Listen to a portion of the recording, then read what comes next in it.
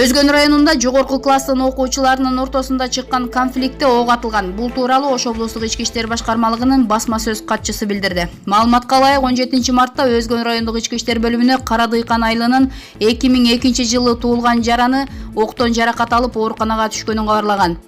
Окуя болгон жерге ыкчам иликтөө кызматкерлери барып окуяны аныкташкан. Жаз аймагынын 3 жашоочусу Жеренч айылын көздөй бара жатышып, жолдон жабырлануучуну жолуктуруп, сөз айтып, чыр чыгарышып, арасында бирөөсү газ травматикалык тапанчадан ок чыгарып, натыйжада жабырлануучу жарандын мойнуна жана эгине ок тийген. Окуя кылмыш жана жоруктардын бирдиктүү эресине катталып, Жазык кодексинин 266-беренесине ылайык сотко чейинки териштирүү иштери башталган.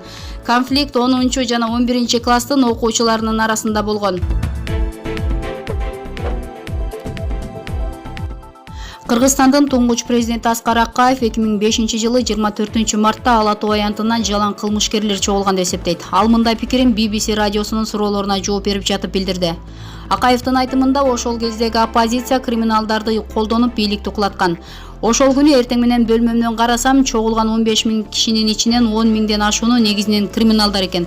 Көпчүлүгү спирттик ичимдик ичип алыптыр. Ошондой эле көп жардамчыларым мага келип, Аскар Акаевич, көрүп турасыз, 10 000ден ашы криминал экен. Криминалдарга каршы күч колдонбосо болбойт деп айтышты. Көп өтпөй эле Акаев күч колдонбосо кечинде өзүбүз кан төгүп бийликке шылтап коебуз деген сөздөрдү уктук. Мындай сценарий кийин Киевде, башка мамлекеттерде да колдонулду. Акаев кан төгүүнү болтурбоо үчүн өлкөдөн чыгып кеткенин жана ал жеке өзүнүн чечими болгонун айтып берген. Ошондой эле Аксы окуясына токтолуп, ок атууну өздөрү уюштурган деп оппозицияга шылтады. Ал окуялардагы жоопкер катары ошол кездеги өкмөт башчы Курманбек Бакиевди айыптады.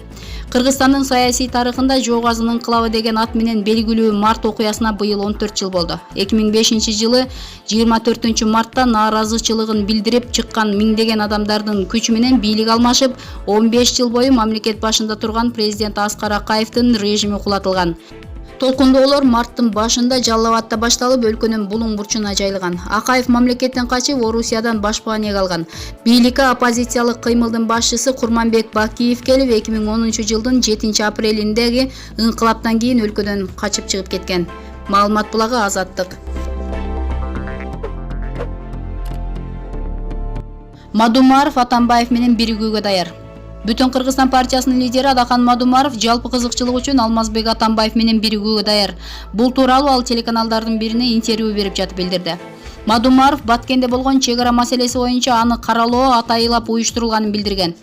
Ал бул боюнча туура эмес саясат жүргүзүлгөнүн кошумчалап, мүмкүнчүлүк болушунча бул бийликти кетирүүгө аракеттерди жасаш керек деди.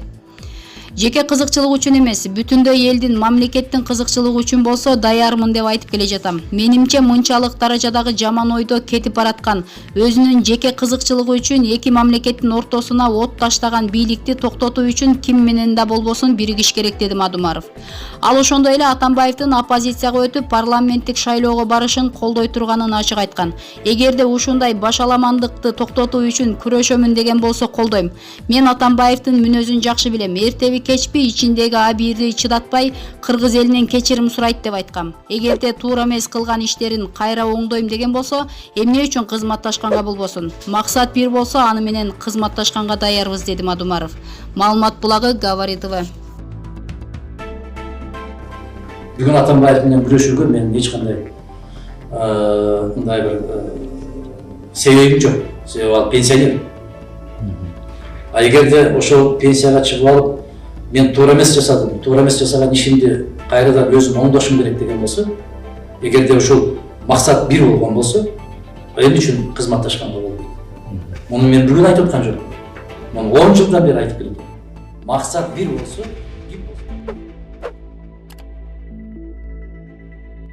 Эмилбек Каптагаев Бишкек шаарын Манас деп өзгөртүүнү сунуштады. Президенттин аппаратынын экс-жетекчиси Эмилбек Каптагаев өзүнүн Facebook'тагы баракчасына Бишкек шаарын Манас шаары деп атоону сунуштады. Канча бир жыл өткөндөн кийин дагы азгырылып кетпей, азыртан эле баш калаанын атын Манас шаары деп өзгөртсөк кантет? Бардык көз караш менен алганда ушул адилеттүү болуп тургансыйт. Азыркы Сверлов районун Бишкек району деп атап койсок болот. Анткени дал ошол райондо Пишпек чеби бар жана балким Бишкектин калкы жайгашкандыр бир кезде. Ал эми Бишкек Баатырдын болгону жана анын ишмердиги талаш маселе. Анткени уламыштардан башка анын чын болгонун тастыктай турган ишенимдүү булак жок, деп жазды Каптагаев. Ал эми окурмандар болсо анын бул постуна ар кандай пикирлерин калтырууда. Маалымат булагы Барометр.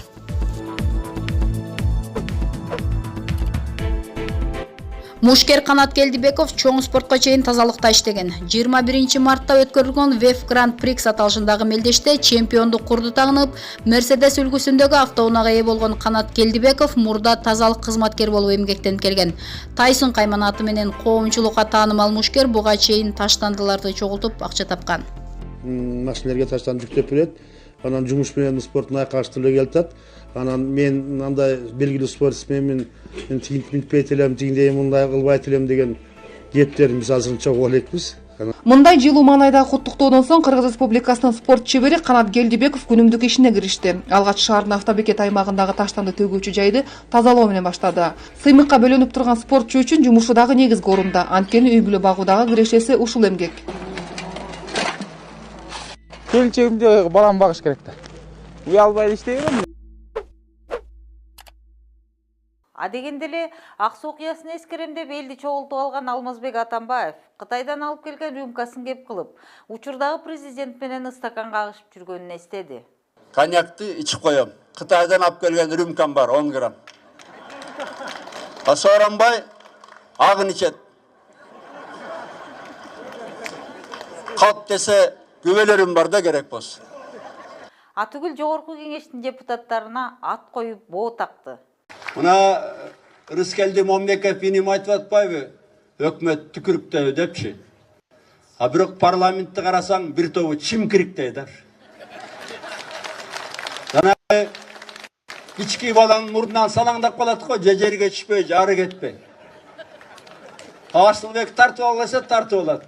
Чимкир десе чимкирет дегенде болуп калды. Бул Алдастай түшкөн эл өкүлдөрү кечээ жакындарың эстерин жыйып, спикер Дастан Жумабеков экс-президентке эптеп жооп кайтарды. Маданиятка эле эмес, жөнөкөй адамдык сапатка жатпаган жана адатынча ачуу эмоцияга алдырып айтылган сөзүңүздү биз, жогорку кеңештин депутаттары, коррупцияга шектелип, айып айтылган жакын адамдарыңызды актоого аракеттеп баалайбыз. Бул арада чек ара маселеси бир аз жеңилдеп, бир катар шарттар менен жол ачылды. Эл өкүлдөрү талашып тартышып отуруп, чек ара маселеси 2 жумадан кийин араң каралмай болду. 7 мартта белгиленген коркунучту 12 мартта окуяга айланып кетти. Кана жоопкерчилик? Аны өкмөт даярданып бизге келиш керек. Ким күнөөсү бар, ким жоопко тартылды деп. То есть биз кадамдарды көрсөтүшүбүз керек. Масалиев Исхак Абсаматовичтин сунушу өттү, урматтуу депутаттар. Ушул жыйынды биз кайра майдан апрелден кечиресиздер.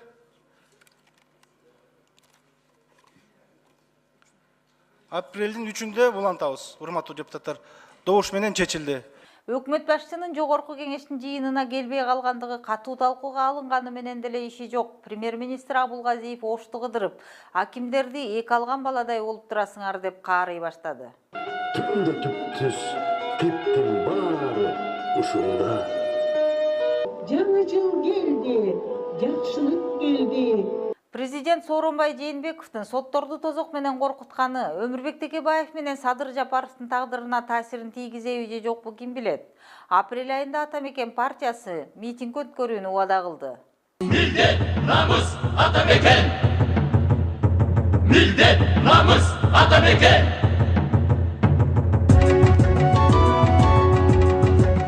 Албетте бул жуманын башкы жаңылыгы Казакстанды 30 жыл башкарган Нурсултан Назарбаевдин президенттиктен кетиши болду окшойт.